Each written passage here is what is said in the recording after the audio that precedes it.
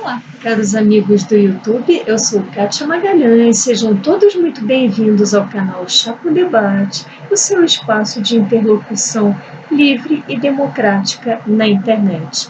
Antes de mais nada, me desculpem por interromper o merecido descanso do feriado de vocês, não com arte ou com assuntos edificantes, mas com um tema bastante desagradável, bastante chato, mas creio eu que seja um assunto que devamos tratar nesse canal e acho que o nosso silêncio a esse respeito soaria como algo falso, algo hipócrita, o que não buscamos de modo algum nessa nossa via de interlocução. E vamos ao assunto. Trata-se do artigo publicado recentemente pela revista The Economist inglesa, intitulado Bolsonaro se isola de maneira errada, de maneira equivocada. E aí vai um comentário preliminar. Quer nós gostemos ou não da revista, da sua linha editorial, é forçoso reconhecer que a The Economist é uma revista de grande prestígio internacional, inclusive lida por muitos investidores. Investidores esses que, diante do quadro que lhes é traçado, não se sentem minimamente encorajados a aportarem um centavo sequer no nosso país. Quanta perda de oportunidade para nós, não é mesmo? E agora vamos a uma breve resenha do artigo. O artigo inicia destacando Bolsonaro como uma das apenas quatro, figuras mundiais, de líderes mundiais, que insistem em negar e ou minimizar os dramáticos efeitos da pandemia. E vejam quais são as outras lideranças que fazem companhia a Bolsonaro neste rol. Temos aí dois líderes de ex-repúblicas soviéticas e temos o senhor Daniel Ortega, tirano na Nicarágua. O quarto, sabemos de quem se trata. Então, a revista começa destacando alguns aspectos da crise, das polêmicas geradas por Bolsonaro em torno da pandemia, a começar pela ridicularização que ele traz do cenário, chamando o coronavírus, chamando a Covid-19 de uma leve gripinha, dizendo que o problema, entre aspas, deveria ser resolvido como homem e não como um menino, fecha aspas, isso consta do artigo, e inclusive dizendo a uma população inteira, ao povo que ele governa, que todos nós vamos morrer um dia. Lembramos nós de todas essas declarações que são mencionadas com todas as letras no artigo. E aí, o artigo chega a uma breve descrição de traços psicológicos do presidente. Trata-se de uma pessoa simpatizante a ditaduras, de uma pessoa que gosta de nutrir polêmicas, de envolver-se em confrontos públicos, que tem muito receio, um receio constante e paranoico. O adjetivo paranoico não consta do artigo, é um acréscimo meu. Mas diz o artigo que ele nutre um receio constante de ser traído e que, inclusive, na alta cúpula do Planalto, na alta cúpula do governo, ele seria conhecido, seria visto quase que como, e aí são palavras da revista, um parente difícil que parece apresentar traços de insanidade. Fecha aspas. Reitero, esse é um trecho do artigo. No rol de traços de aspectos psicológicos da revista, há um destaque a um traço que tem sido bastante comentado nesse canal, que é o personalismo do presidente, que é a sua incapacidade de lidar com colaboradores que apareçam mais que ele, que tenham maior proeminência no cenário público, que ganhem maior destaque junto à mídia e junto à população.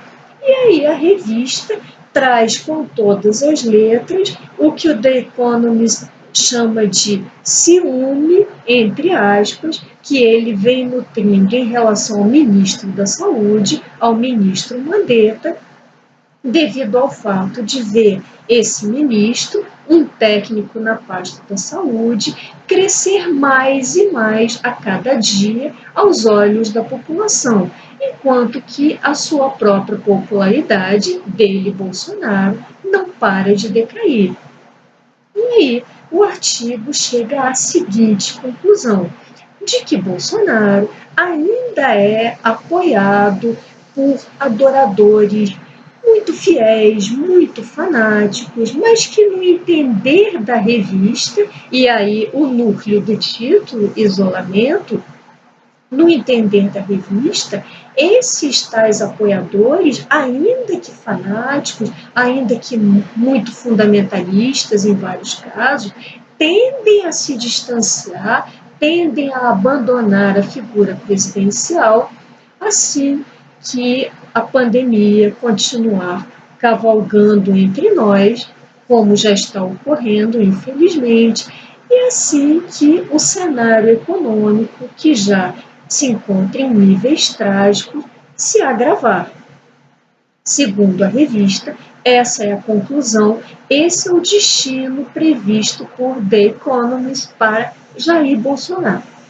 Agora vamos a alguns comentários que nos permitimos tecer nesse contexto todo.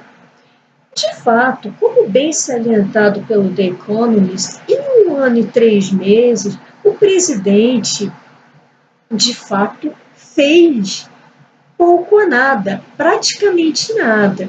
Em contrapartida, muito falou. E aí vejam vocês o verbo falar, o verbo dizer, constante nas referências a Bolsonaro, tanto nas referências na mídia, do que ele chama de extrema imprensa, quanto nas referências em geral, em redes sociais, de pessoas que haviam sido ligadas a ele e que se desligaram, de pessoas dos espectros mais diversos, referências tais como Bolsonaro fez isso, Bolsonaro disse aquilo. Ou seja, retórica demais e ação de menos. Em 1 ano e 3 meses de governo, não vemos uma gestão, um presidente que de fato tenha tomado plena ciência da relevância do seu cargo como primeiro mandatário da nação e que tenha planejado e colocado em execução determinadas ações, determinadas medidas, muito antes dessa pandemia, que de fato fugiu ao controle de todas as sociedades, de todos os líderes mundiais.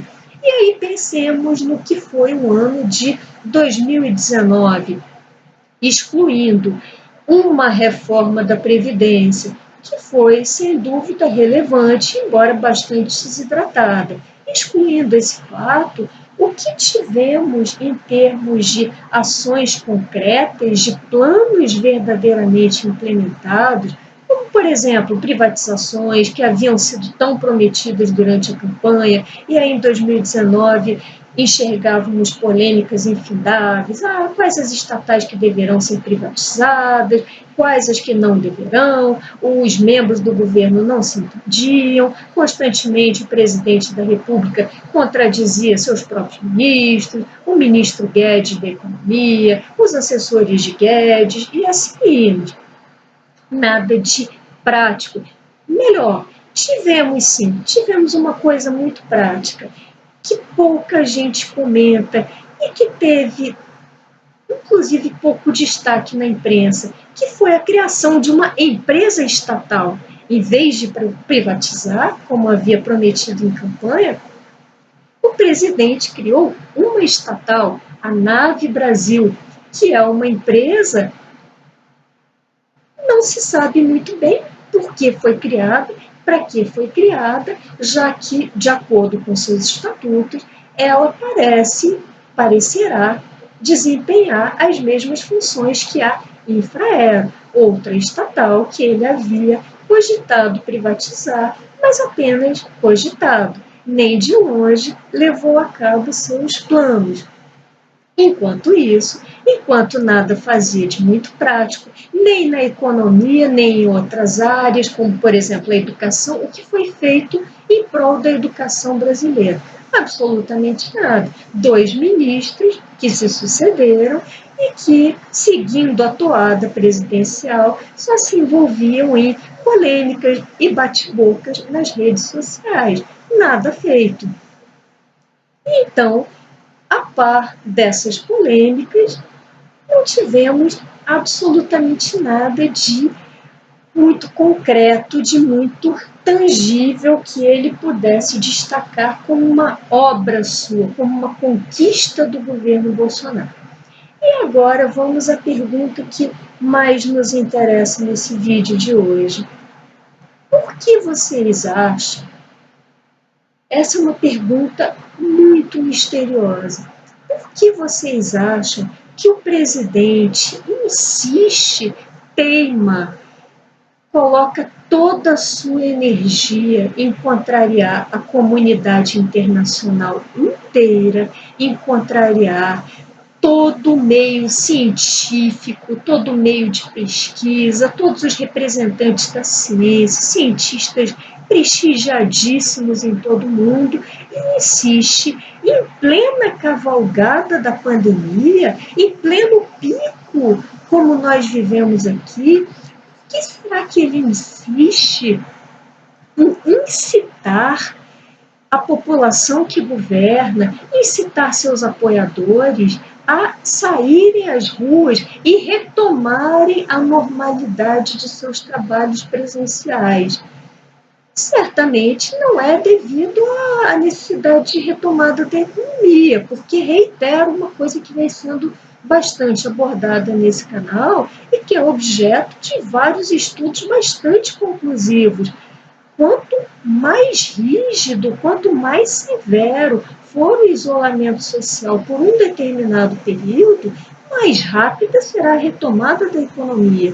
Então, não é esse o motivo tão nobre, o motivo tão razoável que faz com que o presidente incite as pessoas a cometerem um verdadeiro suicídio coletivo. Me perdoem a força da expressão, mas, ao que tudo indica, já chegamos hoje a mais de 1.200 mortos, e 1.200 mortos contabilizados, afora os casos de subnotificação, que já foram amplamente reconhecidos pelo próprio Ministério da Saúde. Então, nos encontramos em um pico de pandemia, uma pandemia de um vírus altamente contagioso que ainda é extremamente desafiador para a ciência. E aí nos perguntamos por que até mesmo nessas circunstâncias tão adversas o presidente insiste nessa sua teimosia em conclamar as pessoas aos seus trabalhos presenciais, inclusive indo a padarias, dando a mão às pessoas, postando como fez hoje em redes sociais, postando um vídeo, quase como se tivesse sido um profeta, dizendo que ele havia avisado, ele havia advertido as pessoas sobre as graves consequências econômicas que viriam. Óbvio, não há necessidade de profecias por parte do senhor Bolsonaro. É claro que uma pandemia dessa proporção quebra, desestabiliza os países mais desenvolvidos, os países que têm economias tão mais fortes que a nossa, que o dirá o nosso, cujas contas públicas continuam elevadas, continuam desajustadas. Não é profecia alguma. Agora, a missão que ele deveria cumprir, que ele deveria executar no sentido de implementar planos eficazes na área da saúde para conseguirmos pelo menos uma contenção na velocidade de contágio desse vírus terrível, nada disso é feito, tampouco na economia há qualquer plano eficaz. Então, por que vocês acham que ele teima e não arreda, não se demove dessa sua postura? E aí vem uma provocação para vocês. Não li na mídia, não li formadores de opinião, é apenas uma reflexão isolada minha, uma dúvida, nem tenho certeza, posso estar inteiramente equivocada até em suscitar essa dúvida, mas como já disse antes, no nosso período de isolamento, no nosso período de confinamento forçado, vamos nos permitir duvidar, duvidar de tudo. Por que tanta teimosia? Será que o presidente, alertado pela sua equipe econômica, pelo ministro Guedes e seus assessores, será que ele está vendo as contas públicas continuarem inalteradas?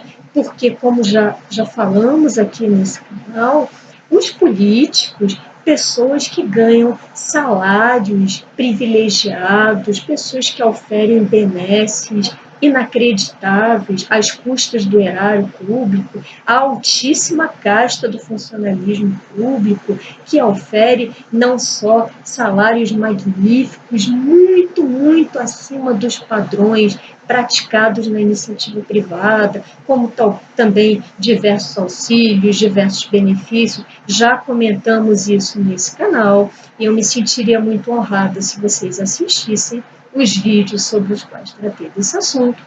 Então, será que o presidente, vendo as contas públicas no mesmo patamar de antes, inalteradas, e por outro lado, pelo lado da receita, e qual é a receita do Estado? É a arrecadação. Será que o presidente já começou a sentir no bolso a drástica, enorme queda na arrecadação?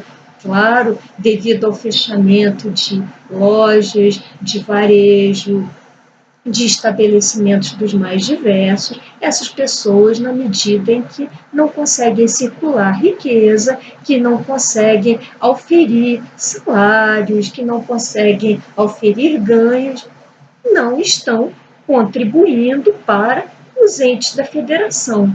Então, será que o presidente já sentiu essa queda na arrecadação e está tentando pôr em prática, um plano quase que genocida, levando pessoas, e aí a que pessoas eu quero me referir? Pessoas do setor privado, já que em relação às pessoas do setor público, ele nada tenta, ele não nem teria, vamos dizer assim, um poder de comando determinando que as pessoas do setor público voltassem aos trabalhos presenciais, porque sabemos que as leis, todos os regulamentos protegem as pessoas do setor público e, nesse caso, deveriam proteger mesmo contra os riscos dessa pandemia que se alastra.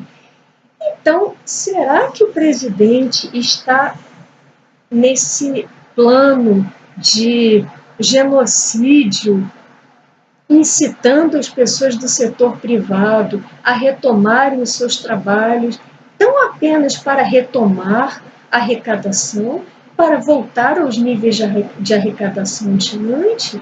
Se assim for, teremos um panorama bem mais grave do que imaginamos, porque além da insanidade a qual se referiu a revista The Economist, temos aí inexistência de escrúpulos mínimos, escrúpulos para com a vida e a dignidade e a saúde humanas, que devem preceder qualquer outra preocupação. Bom, esse é um questionamento que fica no ar. Gostaria muito de ouvir vocês a respeito. Não tenho uma posição acerca desse tema, apenas foi uma cogitação que me surgiu, porque num país, a exemplo de uma casa ou de uma empresa, num país onde as despesas, e aí me refiro às despesas públicas, continuam fixas, inalteradas, e a receita cai, o Estado não arrecada mais? Será que ele está tentando colocar essas pessoas como verdadeiros animais em sacrifício para retomar a arrecadação? Bom, essas eram as reflexões que eu tinha para compartilhar com vocês hoje. Se tiverem gostado desse vídeo, deixem seus likes, comentem. Por hoje me despeço e até o próximo Chá com Debate.